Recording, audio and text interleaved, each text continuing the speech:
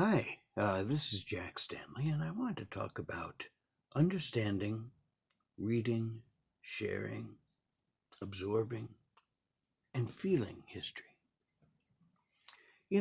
History can be a very dry subject, and lots of people I have spoken to in my life have said, I hated history, blah, blah, blah, because it was so dull and boring.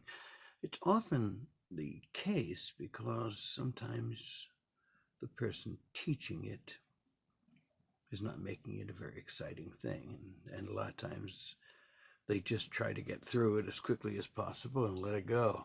But the thing is that history, history is something very, very important. And if you study history, and if you share history, and if you feel history, that when you tell it, it should have a remarkable sense of vibrancy. You see, I think that people who really understand history, the people who really love history, the people that really can feel history, have a vivid and massive imagination. And I think that's a requirement in many respects.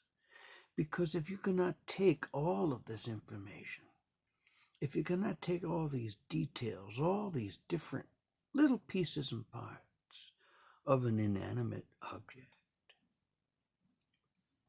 and then take that idea of where it was, what it is, who it was, and bring it back to life in a sense. We do that. That's what you do in history. When you do history, when you tell history, you're giving life back to an event, back to a person, back to whatever the case may be. It's the telling of history and how it's told. Now, I think that having a grand imagination is a wonderful thing. Look at reenactors and people who take periods of time and so seriously, and they let their imaginations fly. With the restrictions on our imagination, if you think about with the internet, television, all kinds of various things that seem to take the place of imagination, I think it's a very grand thing to use it as much as possible. They used to call that the radio years ago, when radio used to have shows and programs. They used to call it theater of the mind, because in your mind, your imagination would go wild and you would create what you heard, because you couldn't see it. I want to explain a few things. If you see something from an event, or from something very important, or from a very important person, or whatever it may be, the feeling is that when you hold that object, the historic object that you know was there, you should receive from it a signal, as it were, and you should broadcast that signal. That's about the best way I can describe it. But that's what happens when your imagination with understandings and knowledge combine. You broadcast history. Here, case in point. I keep this in plastic to protect it. This is a letter, and it has an interesting story behind it. Now, of course, just sitting here, it's just a piece of paper wrapped in plastic. But if you look at it more carefully, items that are on it will make it come alive. Right here, you will see the stamp. This is the stamp for the airship Hindenburg. Now, I bet a number of you know what the Hindenburg was. It was a Zeppelin, an airship. And basically, most people only know one part of it, that it crashed and burned up in Lakehurst, New Jersey in May the 6th, 1937. Well, this letter here was received into the post office of the Hindenburg on May the 1st, 1937. And the last voyage of the Hindenburg started on May the 3rd, 1937. So this was postmarked May 1st and put into the post office of the Hindenburg.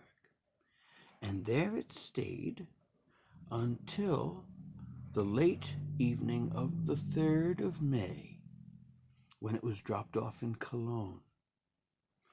It has the marking on the back of Cologne right there. And the interesting thing is this, that this sailed on the Hindenburg. It was on the airship just days before it crashed. In fact, 3 days after this letter was dropped, the Hindenburg crashed fierily in Lakehurst, New Jersey. And so when you hold this, you sit there and your imagination should just take off. You can just imagine it being on the ship, vibrating in sympathy with the vibration of the airship, the sound of the airship, the people. Maybe people a lot of times won't understand that. Maybe people say, that's crazy. But I think that that's a very important thing, that you should feel history. Hold up an old book or look through an old book, and you should do the same. This book's well over 200 years old. And think about it. Where has it been? Who read it? Where did it travel in its life? What does it talk about? Did anybody write anything in it? And all of these things give you clues and ideas about its history. So what I'm trying to say here, in simple terms, hopefully, is that history is a very, very important part of who we are. And the telling of history is so vitally important to who we are. And that objects and items held and used and transported and created in times long before ours, people who lived hundreds of years before us, are wonderful things to understand, to digest, and to share.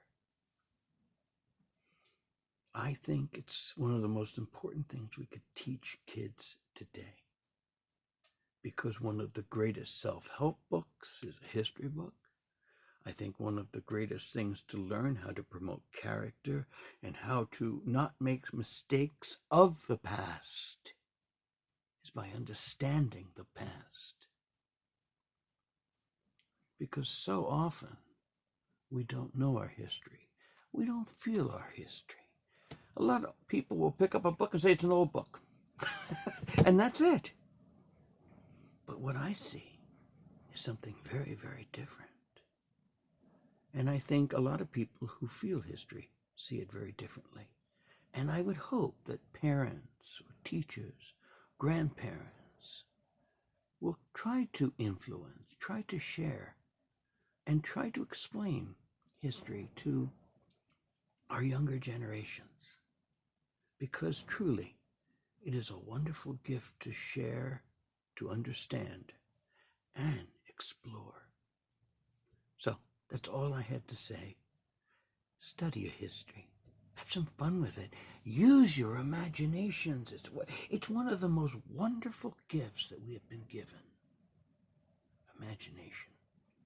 Just take as John Adams said toward the end of his life, he said, my imagination takes me as far as the Milky Way. And that's wonderful.